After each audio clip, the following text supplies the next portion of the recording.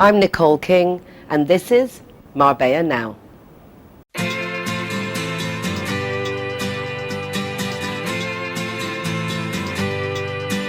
Hey, it's a brand new day. Hey, it's a brand new day. Halfway twisted. Welcome back to another week of behind the scenes and what's going on in Marbella Now. I'm really delighted to welcome my first guest of the week because A, I haven't seen her for a long time, and B, I'm really interested to catch up on all the things that she's been doing. The lady in question is Angela Lafferty. I met her at the first United Nationalities of Marbella summit without even realizing it until I interviewed her later on to do with cycling, and that was at least 6 years ago. So Angela, it's really nice the friendship that we've developed in that time. Yeah. And your support, because Angela is also the ambassador for environmental issues of the United Nationalities of Marbella, which is very cool. So anything to do with that, I send to Angela, and then she puts it all together and joins people who need to be together. So how's it going? How are you first? Yeah, well, I'm fine. Yeah, I'm fine, thank you. So yeah, we haven't seen each other for a while, but I've still been busy with all things environmental. And that is, like you said, we met at the first United Nationalities Summit, and that is where it all started for me, because I had just arrived in Spain at that point. But that helped me then to start my sort of network of environmental contacts. And to where we are today with lots and lots of stuff going on. So, yeah. Let's start with the cycling, just because that's when you came back to, I think I was recording at the pharmacy with Roya at the time. Yeah. And you said to me, oh my God, I found out about this group through the United Nationalities and this. So I know that we've had bicycle lanes added, some taken away, but what's it like for cyclists now? I see bicycles everywhere. Yeah, most of the bicycles that you see are on the, well, most of the ones that I see are on the Paseo Marítimo, but the idea really behind the cycle lanes is to try and get more connections throughout the city of cyclists really being able to use a bike instead of a car, which at the moment, I don't even do it because it's not really possible. Nothing's really joined up. Of course, if you're going along the Paseo Marítimo, it's perfect, but of course, in summer, that's not ideal either with the amount of pedestrians. So I think we've still got a long way to go, but I know that since the pandemic, they did introduce sort of dual-purpose roads. Some of the smaller roads, they turned into dual-purpose car and bike roads and reduced the speed limit. But unfortunately, the group, which was called Marbella by Civic, it's no longer active at the moment. I think they just got fed up of trying to make things happen. It gets frustrating. Yeah, it's difficult because Marbella is a very small city, and I've been coming here since 1965 as a baby, and the size of the city itself can't change. It is what it is. So it's very difficult to amplify where there isn't space to do that for everything. So, but at least there are lots of places to cycle in the mountains. There's lots of routes to do. Paseo Marítimo, obviously, as you say, with the pedestrians, we need to be careful. What are your passions at the moment? Because I know you're very close with Arboretum. Yeah. And they do a lot of great stuff. Well, I'm still very involved with Arboretum, that's right. So I've been involved with them now for a few years. On a personal level, because I do have my allotment there, but also in terms of helping out with organising events and, communication. Facebook newsletter, that type of thing. So I'll just explain again what Arboretum is, because there might be people watching that don't know what it is. It's basically an environmental organisation. Well, it's really a charitable foundation whose main mission is to educate people on living a more sustainable life. And more now it's to do with being resilient and adapting to climate change, because it is already happening. It's not something that we're sort of thinking about in the future. It's already here. It's funny because when I first heard of Arboretum was through the first United Nationalities Summit, through Georgina Shaw of Shaw Marketing Services, and they formed part of the first summit. That's right. Explaining, and we did actually, it was really good questionnaire with all the different participants, nearly 300 people, of what we knew. And at that time, environmental issues were on the bottom of the list of everybody that was there. Communication was number one, and there was all different things, but that wasn't there. Now it's on the top. 6, 7 years, coming up to 7 years later, which is fabulous. And Yeah. Arboretum, I say, have been very example in our space, putting in green spaces within the offices there. And no, it's nice to see that little by little people are becoming more aware. Yeah, they are. It's always something, though, that people do tend to drop when something else becomes more of a priority. But in terms of Arboretum, so the main project that they have is the urban allotments, which I mentioned before. So there are 85 of those, which means there are 85 families involved in growing their own organic produce, which is fantastic. But that's only one of the projects that Arboretum does. And the main purpose of it really is to create more knowledge about the idea of food sovereignty, and what I would say since the pandemic and now with the war in Ukraine and the rising petrol prices, we've seen food shortages which I had never seen before in my life. Did you say food sovereignty? Food sovereignty, yeah. Being the ruler over your own source of food. Yeah, it's really about being a bit more self-sufficient, not only growing your own food, of course, but buying it more locally, and I think everyone's aware that when you go to the supermarket, sometimes you're buying things from the other side of the world, which is crazy, especially when we live in this climate when you can grow, so many things just grow here, so it's the ideal place actually to become more self-sufficient in food. We're trying to go a step further now in trying to close the circle of the whole food growing cycle and saving our own seeds of every crop, so that we have seeds again for the next season. And by doing that, it is closing the cycle and becoming more self-sufficient, not relying on seeds from outside, but it's also developing species that are more suited to this climate, that are actually local species of crop. And that means that they might be more drought resistant and resistant to really strong heat in summer. So that's another way of becoming more resilient to climate change. You did growing with your family at home during lockdown, and it was amazing the things you managed to grow in little tiny flower pots. I mean, it wasn't this amazing allotment. There are lots of ways one can participate and get involved in a fun way. Because I didn't have a garden, I had a terrace and pots, and I just had some seeds in a drawer. So I just started because I had so much time, obviously. But that's what led me then to get the allotment at Arboretum to try and expand. So now you've got your own allotment? Yes, I have my own allotment. I'm in the second year of it now, and it is easier to grow things in the ground than in pots because there's irrigation already put in. You don't have to remember to water it, and obviously the soil thrives a bit more when it's a big area of soil rather than just a small pot, which can become prone to sort of funguses and plagues and things like that. But there's been a few exciting developments this year at Arboretum. There's a new project, so apart from saving the seeds, it's also to create a seed bank for the Costa del Sol. So that's really interesting.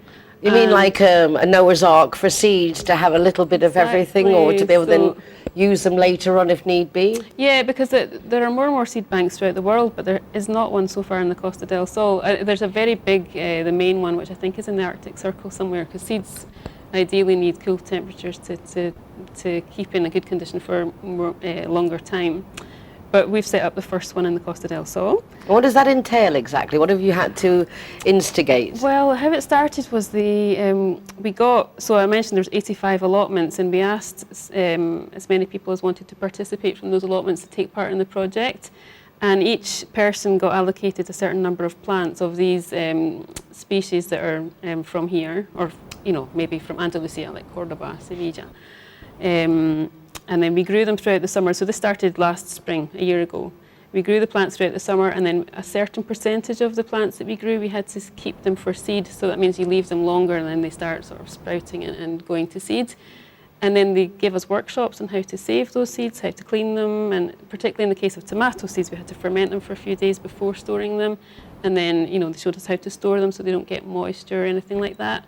And then plant them again this year, so I've been doing that already. So it's not as successful as other people, but it's... No, but it's nice to instigate something that is as necessary. Yeah. And obviously, like I as you said, see it. It means that we no longer have to go out elsewhere to get the seeds. We have our own.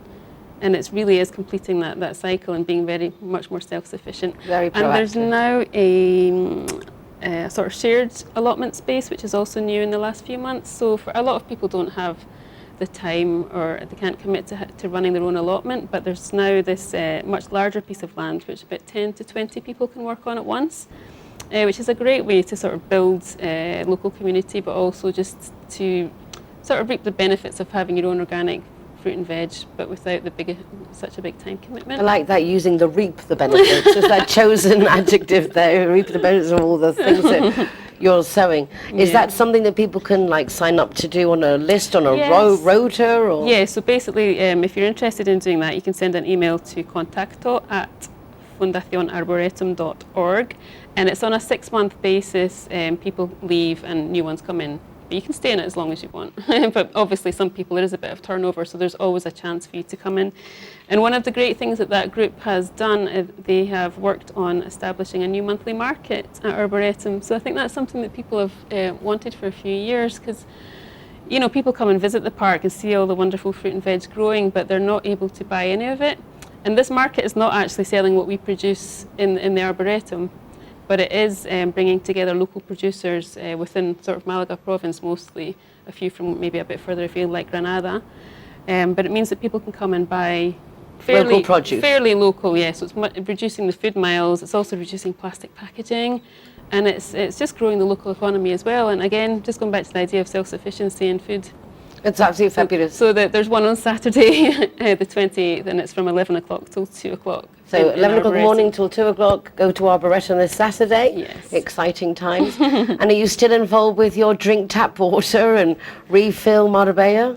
I am. To be honest, because that's my own personal project, it always takes a back seat to all the other things that I'm involved in. But we've made a few small steps forward. We have been meeting with the town hall and with Aquasol, the water company, to try and even just at a very small scale introduce the idea of drinking tap water within the offices of the town hall and the water company, because believe it or not, they all drink bottled water there. So that's one small step, and from there, that's setting the example to the rest of the town. But that's, like I said, that's more or less on the back burner for now. It's a big job. Yeah, you're doing a lot, and you're a mother and a wife. Yeah. I mean, there's a lot to do, and you want to have some time off. Very important to be dedicated volunteer, as is Angela. But remember at the same time to take time for yourself. Take some time for yourself, Angela. I will. Anything else that we should be catching up on, or? Well, I wanted to talk about Plastic Free Seas. So that's the beach cleaning organisation, which I'm still a big part of as well. We had a really great turnout about 2 weeks ago in San Pedro for the beach clean there. And the next event we're doing is on World Environment Day, which is coming up. It's actually on Sunday the 5th of June, but the event's happening on Saturday the 4th. And it's a really exciting event. It's going to be a walk along the coast from Marbella to Guadalmina. So quite a long walk, but people can join at whichever stage. If you live maybe in Puerto Banús, you can join us there, maybe like about 10 o'clock, something like that. And the idea is just to walk along the coast and see some of the environmental damage, like from the storms that we've had this spring, and the sand that's all disappeared. But also areas of interest like the river, the Rio Verde. We'll be passing that. That's the river that comes into Puerto Banús where the wooden bridge is, and that's the river that comes actually from the reservoir where all the drinking water comes from, and it's a wildlife habitat. So we'll have someone explaining in English and in Spanish different points of interest along the way. And if you live a bit further afield in Estepona, there's an exact same event happening from Estepona to the same point in Guadalmina. So the idea is that we set off at 9 o'clock from Marbella and Estepona and meet in the middle. So it'll be a really nice atmosphere. And we're meeting in a specific place? So is there a celebration or anywhere to have a little drink and a tapper afterwards? Well, the idea at the moment is just to meet there on the beach in Guadalmina. Take it from there. And perhaps do a bit of a beach clean up there, or just more of a photo opportunity. I'd say take bags all along the way and just clear up and pick up as you go along. And it's really just to highlight that it's World Environment Day, just to bring it a bit into focus. That's a nice way of clearing up the beaches and then all getting together, a nice healthy walk. And we're doing that in collaboration with Ecologistas en Acción, which I'm also involved in, a Spanish environmental group in Marbella. Yes, I've heard of them lately, also very cool.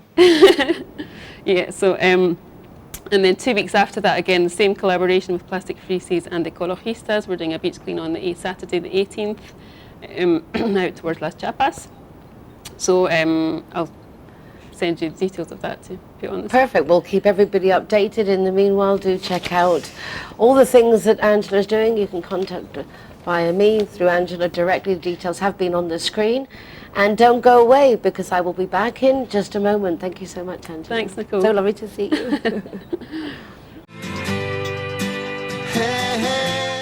John's car is still being repaired, so he's delighted that Judy has come to pick him up. However, after a very heavy business trip, he's less than enthusiastic when her car breaks down. I weren't sure with Linear Director. She tells John. So please do relax. I've got this. And she had. The taxi was there in no time. Her car safely towed for repairs, and a courtesy car readily available. Call Linear Director on 952 14 78 34 to see how they can better your life too. Everyone that comes and wants to join our Zero Hero Association, they will have free non-alcoholic drinks at our venue at any time. Hi guys, Ross here from Hogan Stand. Proud to be a member of the Zero Hero campaign. And we recommend everybody, nobody drives drinking. Everybody who drives a car doesn't have any alcohol in their system, and we're proud to sponsor the Zero Hero program.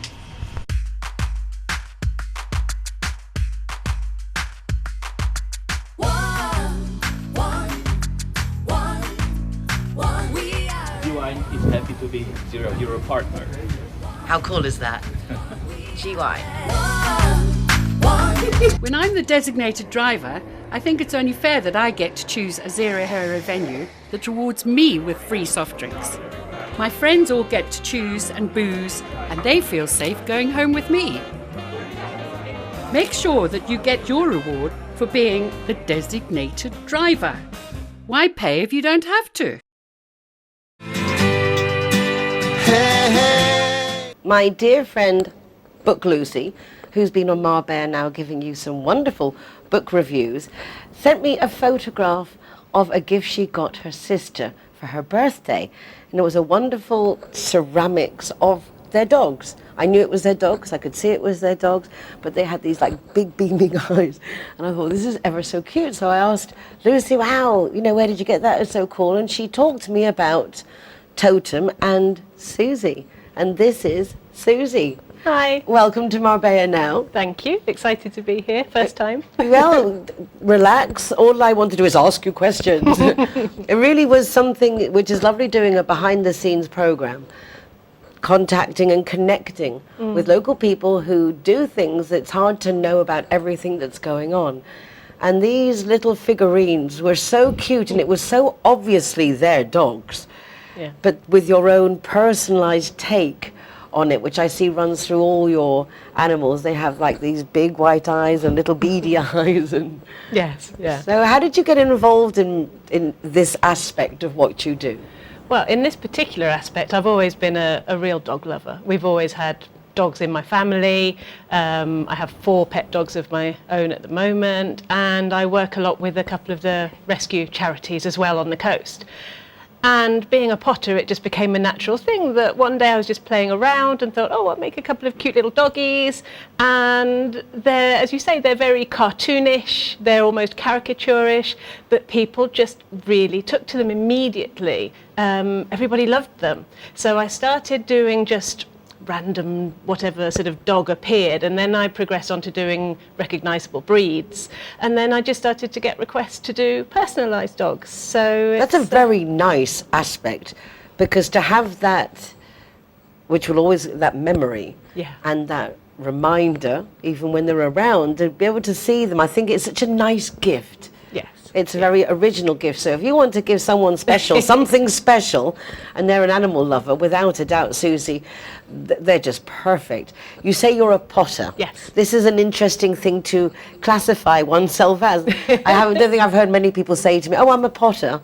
Yeah. So how did that come about? That's very cool. Again, goes back to my whole life. My dad trained to be a pottery teacher.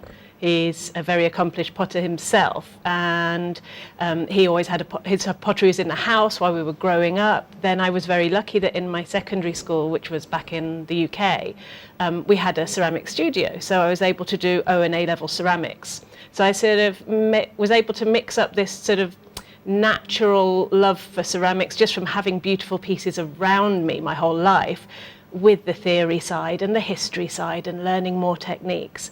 And then it's just been in and out of my life, on and off, both in the UK and here. And then 9 years ago, circumstances, kind of everything came together, and we ended up opening the pottery school, which is just the other side of San Pedro. And we've been there for 9 years now, and we have lots of lovely students, some of whom have been coming all that time. They're very good now. Is Lily one of them? Yes. You know something, because Lily Van Tongeren, who will be coming on the show at the end with the puppy of the week or the dog of the week to see if anyone wants to rescue one of Triple A's animals, because there are so many. And I've seen the pottery. I know she loves the classes. She does. And she produces some really beautiful, original, unique pieces. She's very, very talented. Yes, she creates sculptures. She's done a few gravity-defying pieces that have given me sleepless nights, getting them into the kiln and out again in one piece. She's really passionate about it. And the thing with pottery or ceramics is everybody can do something with clay. To me, it's the most accessible, most versatile medium to work with if you want to create, because it doesn't matter whether you want to create fabulous detailed sculptures or little pinch pot figures with 2 dots for eyes or something. The process of working with clay is it's very therapeutic. I think anyone from my era will associate that with the movie Ghost. Always. And we all watched Demi Moore and Patrick Swayze. You know, it was a very passionate experience. Yeah. But as I just from seeing Lily talk about it, you don't need the bloke there for it to be an exciting, passionate experience. Once you get into it, right, that seeing your vision materialize. Yeah, it's really exciting to just start with a ball of what's essentially mud and then make something which you could bury it in your garden and someone could dig it up in 10,000 years and it would still be exactly as you left it. It's an incredible sort of phenomenon you take this mud which is just there waiting for us, hidden in every country in the world. There are different types of clay depending on where it comes from in the world. And you take that and you shape it and you fire it and then you subject it to extreme heat. And it's like magic. It's like magic. I still get really excited talking about it every time because it is like magic. Yeah. Wonderful. Do you still create pieces yourself or are you too busy teaching? I do. I actually quite enjoyed lockdown during COVID because it meant I had more time to actually get back to the making. But I did miss being in the studio with everybody. So yeah, I still make things. Obviously, And I do make you my sell little those dogs. pieces? Here and there, yeah. I have an Etsy shop for the smaller pieces. I make some ceramic jewellery and, as I say, the dogs. And the custom dogs, they keep me quite busy. But I also make some, well, even I think they're beautiful. And I'm usually very modest. They're the best thing I've ever made, I think, to date.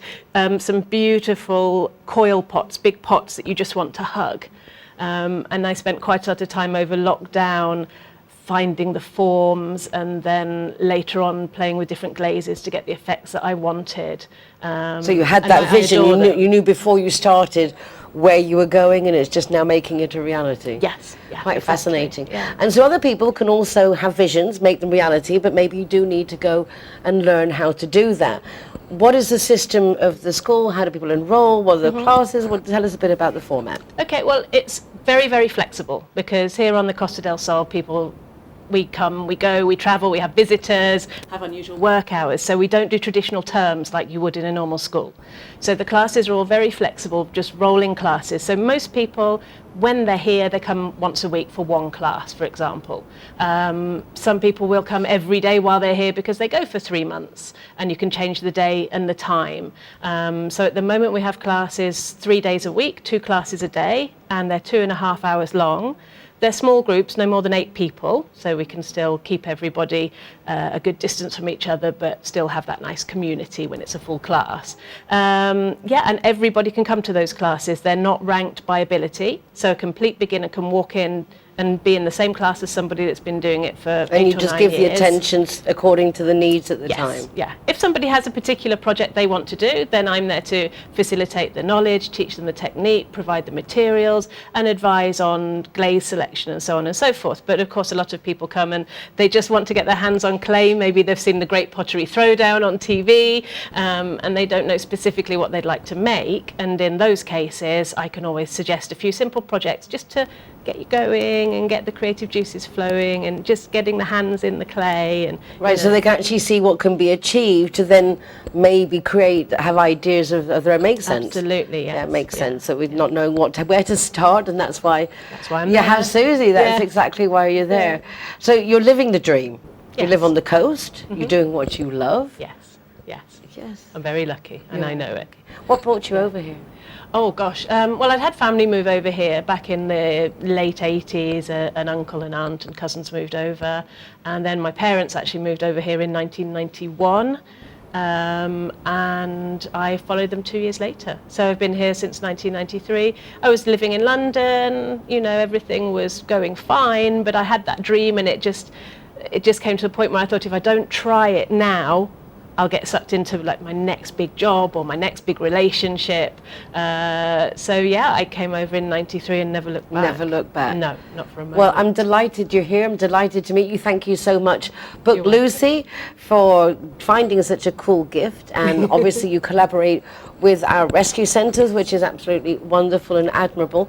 How can we get in contact with you? Can we buy it through your stuff through your web? What's the easiest way? The easiest way, if people would like to go onto the website, which is just totemceramics.com, and everything's on there. The timetables, the prices, photographs of students' work, and through there they can either contact me directly via WhatsApp, or they can have a look also on our Instagram and Facebook. It's all just linked through the website. Absolutely. So that's the main Makes point. it very easy. Yes. Makes it very. One last question. Dizzy Bishop, does she also study with you? Oh, no, a good friend of hers does. Dizzy herself has never come in for a class, but I have met her. Oh, because I She have a goes to wonderful sculpture. piece made by her, Yes. and I'm very, very impressed. It just goes to show what one can do. And I think she started at 70.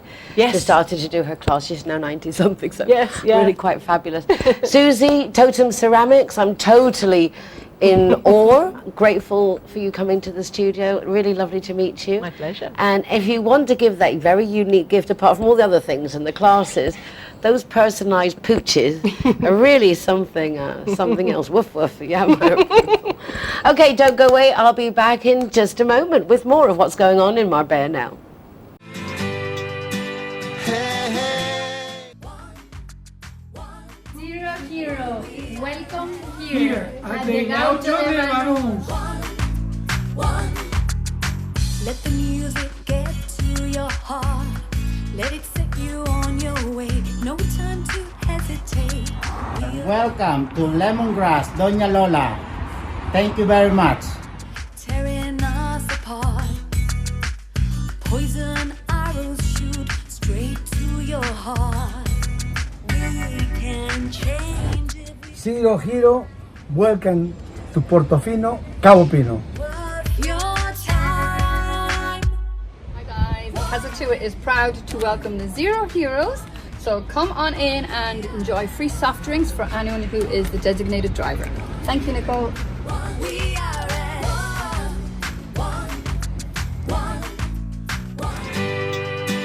Hey, hey. Last week, Lily van Tongeren, Vice President of AAA Marbella, which is Marbella's Animal Rescue Centre, was a guest on our show. This week she's here with one of the doggies that are looking for a home. This poor thing is terrified and it's like so cute, but just one of the animals that would love you to stand up and do the right thing and give a doggie a loving home. Lily, thank you for coming in. Thank you for having us. To introduce a dog, we're going to try and do this every week till Lily goes away. Yes. And that way you get to see the variety of doggies and how cute they are. Yeah, well, I'd like to introduce Minky. Oh, nice she's, name. She's, of course, one of the Podencos, the many, many Podencos here in Spain. She came to us about 2 months ago. She's now 4 years and 1 month. She's a really, really, really sweet, sweet, sweet dog. Very nice, very calm. And obviously, she's never been in the city before because I took her out for the first time. When I got her out of the car, she had no clue where she was. But after a while, she started walking a little bit. She's and quite as you beautiful. Can see, yeah, she's absolutely beautiful. So she's got a nice temperament, she's good very natured, nice, good even natured. nervous. She hasn't been at all skittish or... No barking, no nothing. She's just a little bit scared because of everything is totally new. And but she's good on the leash, she's good in the car, she doesn't bark, she doesn't do anything inside. So she's a perfect dog for somebody to walk around with. She loves to play a little bit, but she doesn't need all that much wild things because she's a perfect little lady. So the type of family, she good with children, good with elderly people. She doesn't pull. She seems like a manageable size as well. Yeah, she's just not very heavy and not very strong, so she can be with basically anybody. We've had no problems with her with other people or with other dogs or with children or elderly people. Of course, any shelter dog that comes in a new home needs to, you know, adjust and everything, and that's, as you can see, she will be shy for a little bit. What's the process if someone would like to adopt or virtually adopt Minky? Well, if they want to adopt Minky, they can write us directly an email and mention Minky, or go to the website. There is an application form. Fill in the application form, mention Minky, and then we will be in touch to make an appointment, and then somebody can come to meet her personally and see how things go. Wonderful. Lily Van Tongeren, thank you very much. Minky, thank you very much. And thank you very much, but don't go away, because I will be back in just a moment. Alright guys, so I'm the designated driver tonight, so I'm going to choose the Zero Hero place. So all of my soft drinks are for free. And if you want to go somewhere else, just check out the Facebook, Instagram or the zerohero.es website for any of the bars, discotheques or restaurants on there. I'm happy to go anywhere you want to go, as long as it's Zero Hero. McNulty's is proud to be a Zero Hero partner.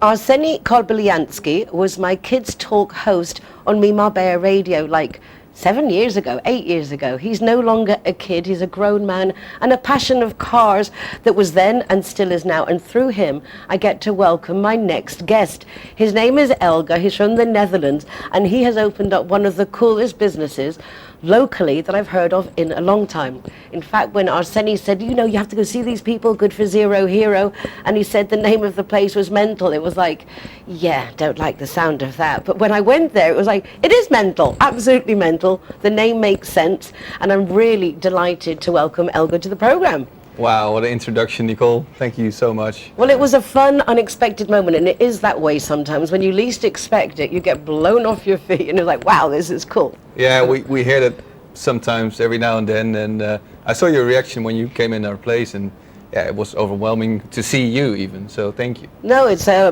mutual pleasure. I just finished recording with our wonderful camera guy Pablo some spots we were doing for Linear Director and Zero Hero. I was really tired, I was really hot, I really didn't want to go.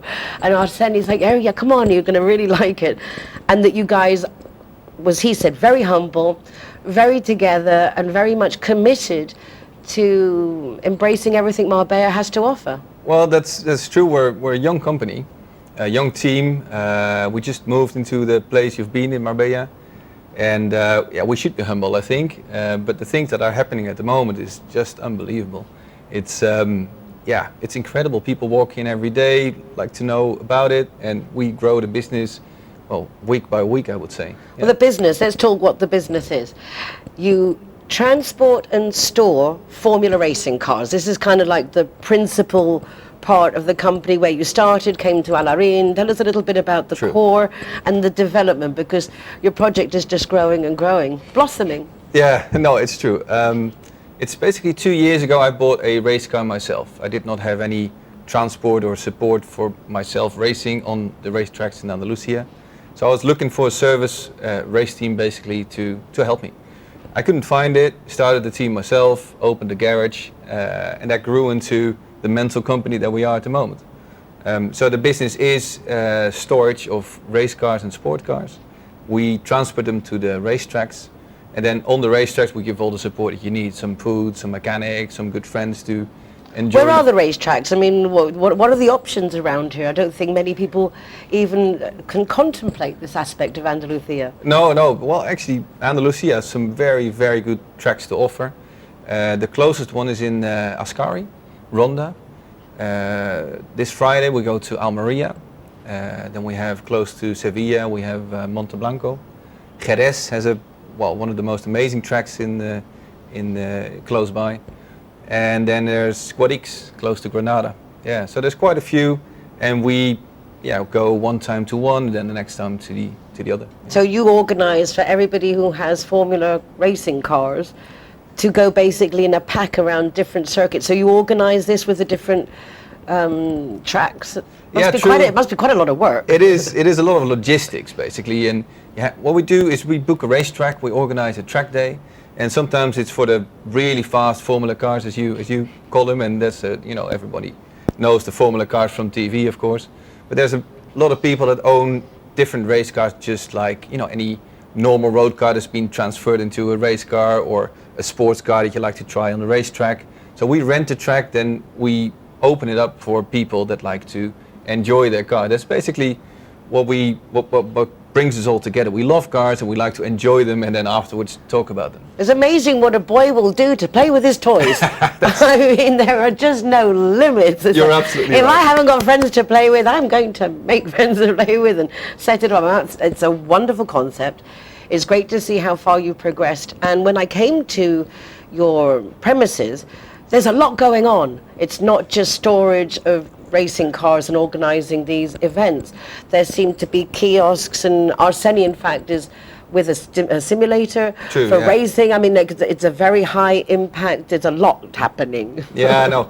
Well, as I told you, I started the business as a race team and a race service company. But then we saw there's so much interest. Many people like just to walk in and join us for whatever. And so that made us decide in the beginning of this year to start a formal club. So that has resulted in a car club. Well, we're going to be talking about the car club with Saud in just a moment, because he's the guy in charge of of developing that and the creation of the car club. So we'd like to talk about that with him, because I mean, I was so blown. I'm very much in for circular support systems, No, and he absolutely. seems to have a very good focus on that. He's the man for the car club, but that really gives the buzz to the place, I would say. And But you've opened up also, I've seen, I'll talk about that with Saud. Let's go a little bit to yourself.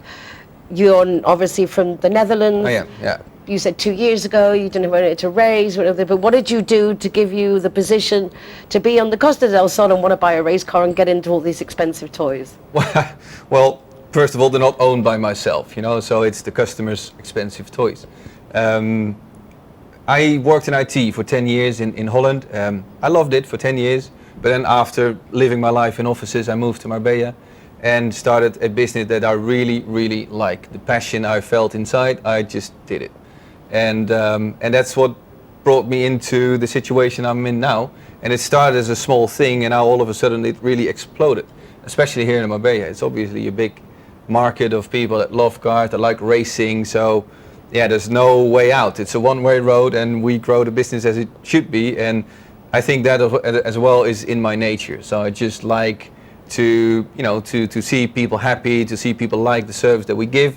And that gives me actually more of a thrill, basically, than winning a race, maybe. So we have just a good, vibe around us, and we have some nice fun. collaborators, it seems, within the installation to keep it diverse, dynamic, and a lot of different circles coming in. Arseni, your friend that introduced us to, he, for example, just opened his simulator business, and this is, just the most professional simulators you can imagine. So that alone pulls people in.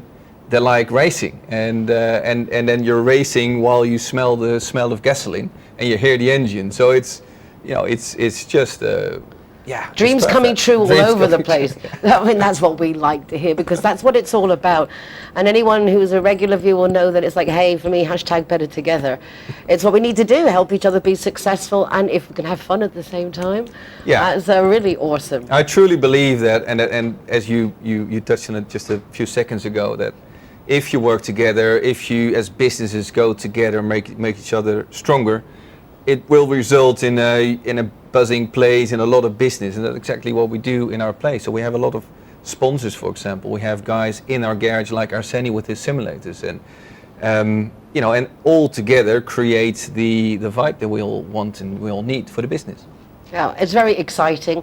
You will be seeing a lot more, I'm sure, of Elga, either on the show or in person, because you really just have to get down to mental motorsports Marbella, because it was, when I walked in, like, yeah, this is mental, it's mental. I really got the name, it took a while, because, convent girl, properly brought up, wasn't on the right frame of mind. Elga, thank you very much. You too. Hasta pronto. We're not going anywhere because I am going somewhere. I'm going to get Saud to bring him on the set. And so we're back in a moment. Don't go away.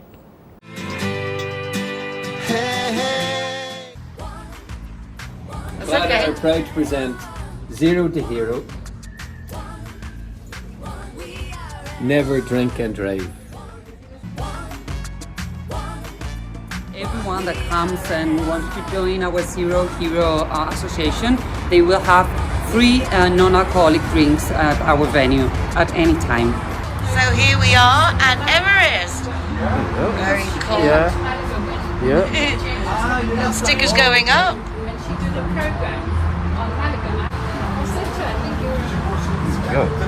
Hiya, my name is Govinda. I'm from Everest.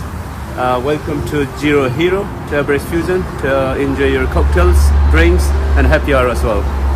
And food, of course, is delicious. Thank you.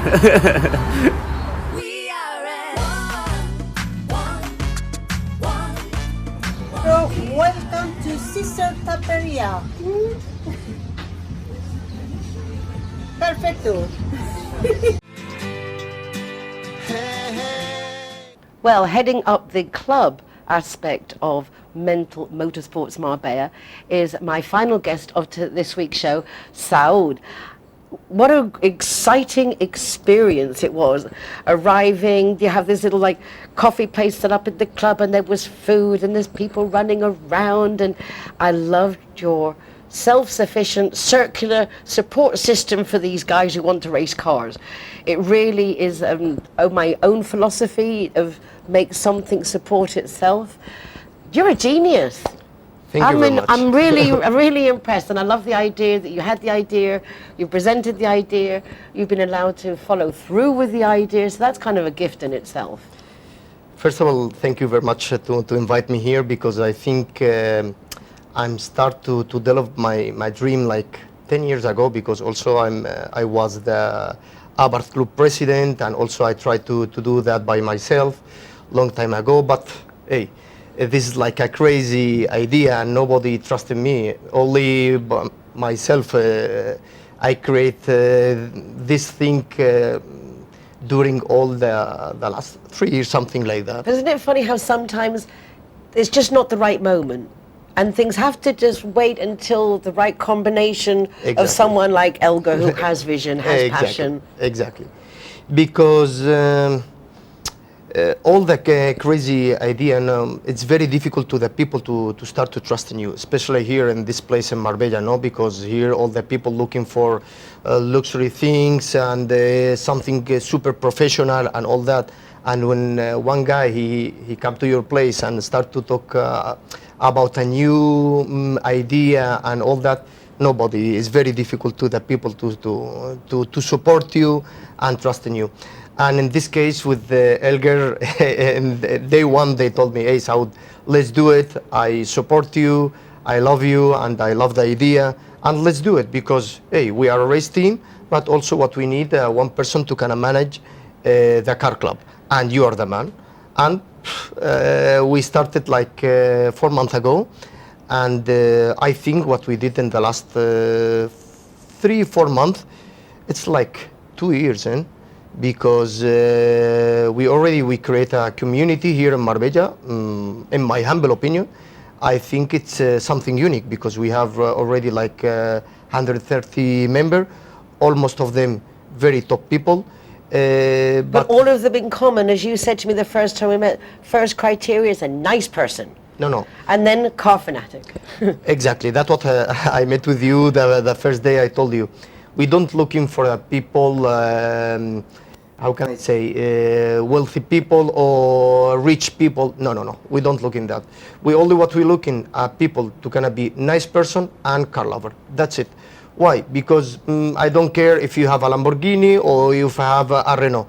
The more important you need to be a nice person, because if you are a nice person, you are more than welcome, because the community will be much better, and that the atmosphere around the club and then our place, when we go to some place, will be amazing, because the people immediately call you again. Hey, so when is the next meeting? Well, let's do this, let's do that. I really thank you to introduce me a nice person and all that, and that make me feel very proud. Well, it's nice that you can, if you have a passion and an interest, that you can share that. And I know while I was still meeting you and Elga for the first time, I was already messaging Jeremy Ferguson. He's a Formula racing driver. He is passionate about cars, and I couldn't even think about anything. He will love this. Someone he can talk knowledgeably about something he loves. And he sent me a lovely message saying he'd been to the barbecue on Saturday, that he loved it. So it's nice because you have get-togethers at your premises in the industrial estate in San Pedro, but then, as Elga said, you'll also do these, like, going to Almeria to race, and I suppose part of you hope the club members will also go there. Exactly. To be supporting, cheering, giving the atmosphere, right? Exactly, to support, because the whole idea, okay, we have our race team, no? With everyone, they have his own race car, and they go to for example, this Friday, we'll go everybody to Almeria circuit. And my job to organize a road trip with everybody, with all the members, to go there and do a road trip, and we can enjoy with everybody the team, and to support. So are you preparing also, like, hotels and places? Exactly. Just it's an outing. It's a real nice get together. Let's do something. What a cool aspect. I organize the hotel, the restaurant where we stop, the Google Map where we stop to take a coffee, and also if nice to kind of stop and to take a picture, video, because all the time we bring our cameras also. I want to say hello to Mike also, because he's a very nice person, and they take a picture, videos with the drone, and the people, of course, when they stop and we see in the end all the videos, all what you send him back with all these things, the people, they love it. Well, I hope you'll give us some of that footage to be able to show to our viewers as well, because it just sounds wonderful. Who wouldn't want, if you like cars and if you like that whole atmosphere, how nice it makes it so tangible. You know, to have all that excitement of the Grand Prix, but right here on the Costa del Sol, thanks to Elga and to Saud. What's your history with Marbella? What's your history? How did you get here? What's your story? Okay. Quick, give us the lowdown. Okay. Behind the scenes. Okay, nobody say nothing. Don't tell anyone, just between us. Okay, I'm study economic, and because my father from Syria and my mother from here from Granada. And I came here like 15 years ago, and I've started my job with my father, because my father, they had a familiar company, like a construction, real estate, and all that. And also I'm working with the Royal King family from Saudi Arabia here in Marbella. And all the time I'm around the business, real estate and all that. But now when the COVID it was here, I lost my job, because so many. Exactly. So many. And I had the very bad moment also, because with my private life and all that. And in that moment, I took the decision. I don't want to have the same job like 1,000 people here in Marbella, because all the people here around, he work in bars, in disco, real estate, in tourism. I thought, okay, I have these skills, I have this talent, I need to take advantage, I need to push very hard, because, okay, if I don't do that, somebody else will do it. Exactly. If you do not work to fulfill your dreams, you will work to fulfill somebody else's dreams. So get off your seats and just follow your passion. It sounds difficult, but I have to say, since COVID, everybody I meet, and I include myself, put our priorities a little bit, just change a little bit, live first, be happy, be nice to others, help others when you can, and just make the most of every moment. Saud, I know we'll be seeing a lot more of you. We look forward to that footage. If you would like to join the members of the new Motorsports, Mental Motorsports Club, do contact Elga and Saud directly. Pop along directly if you want to. They're always there. And well done. Congratulations. Thank you very much. And also I hope now because this idea, because it's very new idea, and this concept here in Marbella, I think not only in Marbella, in Andalusia, and also in all Spain, because all the people here looking for to buy and sell, rent cars, it's normal, because this is, let's see, easy money. It's not easy, but okay, that's what everybody, they do it.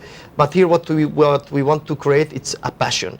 It's something different. The people to come because they trust in you, because you make him really feel good and happy. Contagious. The passion is contagious, but that is all we have time for. So if you want to get more of that excitement, do go down and check out Motorsports Marbella. It's in the industrial estate in San Pedro. You can check out recordings of the show from my website directly, nicoleking.es, with links to RTV Marbella website with the programs, to my column Marbella Moments in the Euro Weekly News, and also to our Zero Hero website, giving free soft drinks to the designated driver. Loads of bars, restaurants, clubs and hotels, and even now Mental Motorsports supporting it. So do check it out, because why pay if you don't have to? Take care of yourselves. Be nice to each other, please, and join us again next week of more what's going on behind the scenes in Marbella now. Hasta ahora.